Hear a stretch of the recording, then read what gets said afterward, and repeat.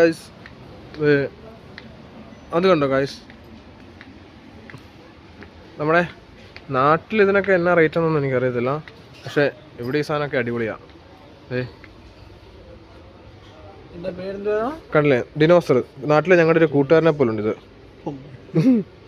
ഈപ്പന.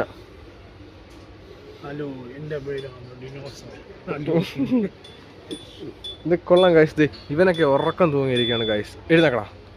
ഇവൻ ഓക്കെയാ, ഇവൻ അടിപൊളിയായിട്ട് എഴുന്നേറ്റിട്ടുണ്ട്. ഇതൊക്കെ പില്ലോ ആണെന്ന് തോന്നുന്നു ഗൈസ്. ഇതൊക്കെ തടിച്ച, ഇതും പില്ലോ ആണെന്ന് തോന്നുന്നു.